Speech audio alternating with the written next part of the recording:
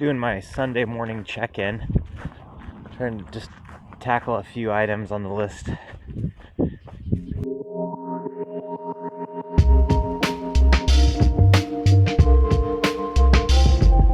Checking the carrots out here. I think they're starting to germinate underneath. Got this old frying pan lid that I'm kind of using as my little greenhouse. See, there's like some other weed seeds that have started to germinate. I think it makes everything go a little bit faster. I was digging around in here yesterday and saw some of the carrot seeds were starting to get tails, so that means within the next day or so. Still really good moisture out here. Yeah, I'm not seeing anything yet, so that's good, because I'm going to flame weed this hopefully tomorrow.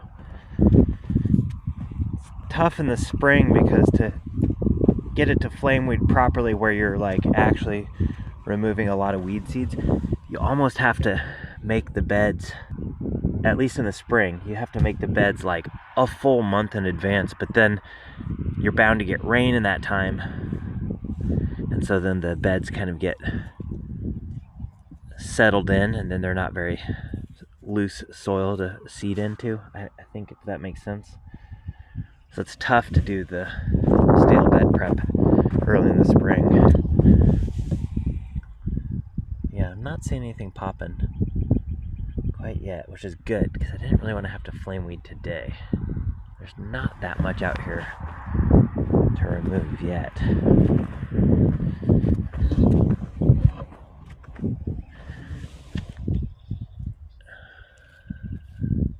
Yeah, but there's definitely a lot of weed seeds starting to pop all through here. If nothing else, I'll just use my basket weeder to get most of the bed. It's going to be an experiment this year. The other thing I'm thinking about doing is I do have some beds made up in the upper section already. I think I might seed some carrots up there. I haven't fertilized those beds, but those beds have been made for almost 3 weeks now. So I'm thinking about just direct seeding into them some more carrots, trying that out. And then when I go through to cultivate the first time, incorporating fertilizer in at that point in time. Because I wouldn't want to grow that area without any of the fertilizer, but I also don't want to disturb the beds right now by laying more fertilizer down and then tilling it in. So I'm thinking about using my first cultivation as the time to incorporate the fertilizer in. That's my current thought. And that's up where I'm putting a lot of radishes and stuff. So the radishes will go through really quick, but then the carrots will be there for a bit. And that's okay, because I just got seed crops up there anyway. And this is Maddie's first outdoor planting in here. Yeah, you can see like there's a lot of weed seeds are starting to pop in here. Not sure what he has. Oh wait, what does he have in here? Spinach. So this is one that could get flame weeded pretty soon before the spinach starts popping.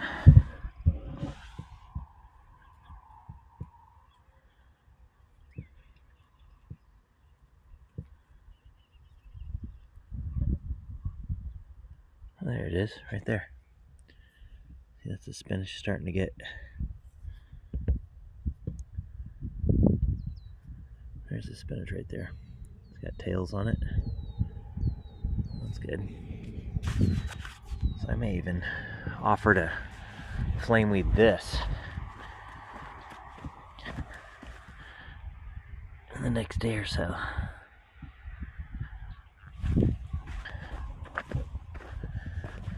And then we got beets.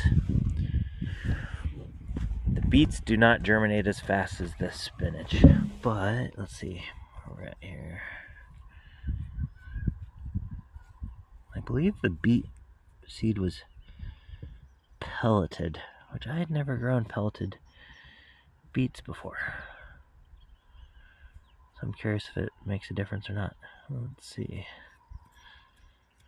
Weeds. Oh, is that one right there? No. Oh, that's some of the pelleting coming off. It's cool though, they have certified organic pellet, which I imagine is just a clay or something like that. Okay, oh, there they go. There's the beet. So yeah, no activity yet on that, which is not surprising. I wouldn't expect to see it even starting to germinate. All right, let's head down to the greenhouse, check on peppers and stuff, get a couple little tasks done here, and then head home to get our garden boxes there set up.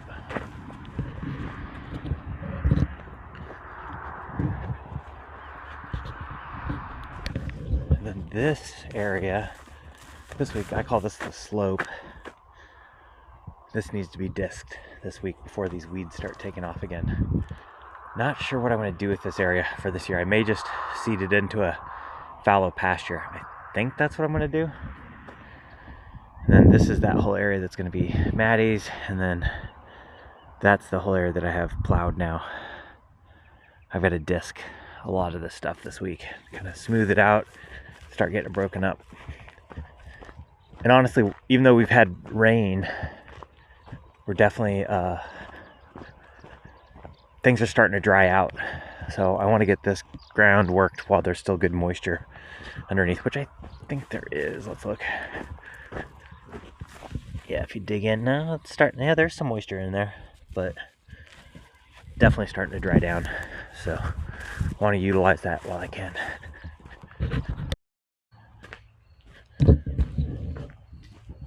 Pepper and tomato check-in. Here we go.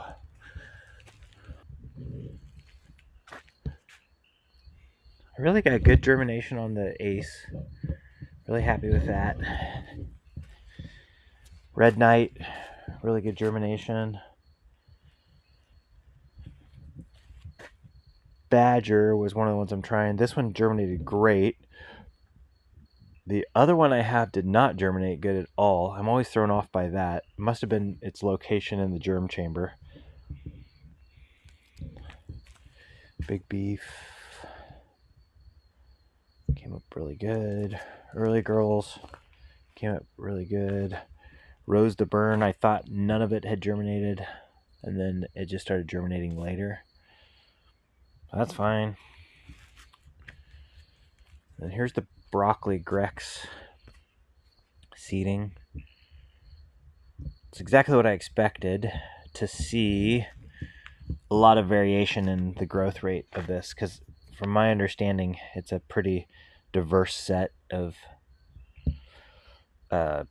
cultivars, or I don't even know what to call it in this realm, but expressions. And so I'm assuming there will be a lot of variability in this, because that's kind of the whole idea behind this Grex, is that it has a lot of variability.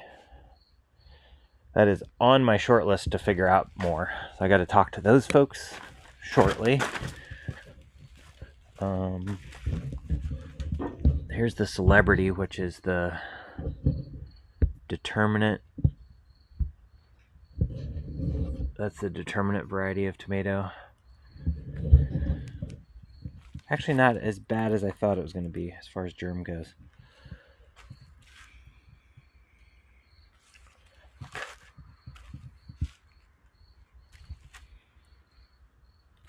Really grow. Super. This is that open pollinated one, Super Choice. The two flats, not the greatest germ. Big Beef. This Rose to Burn. I'll get plenty of Rose to Burns to grow out. This is really old jalapeno seed. Didn't do great. Yeah. But the Provolt, which is our improved Fresno that we've improved here, which I'm going to keep going. This is let me think. 28. Yeah. 5-year-old seed. And that's the kind of germination I got off of it. That's pretty good. Because here's the other tray of Provolt. This one's like even better germ. It's like 80%. So that's cool. I'm excited to grow the Provolt pepper out this year just for seed. And then keep selecting that back for what grows here. Like I said, it's a Fresno variety. Yeah, and then see, here's the Badger. Both Badger trays, not great germination. Jupiter, that's the red open pollinated red bell. Yeah, it's doing good. Cool. And then standard good old Ace. That's why it's called Ace. Really good germ. I mean, probably 95% on the low end, maybe higher. That's really good. All right. Well, I'll come back down here and water this. Maybe I'll go ahead and do it now. Yep, gonna water it right now.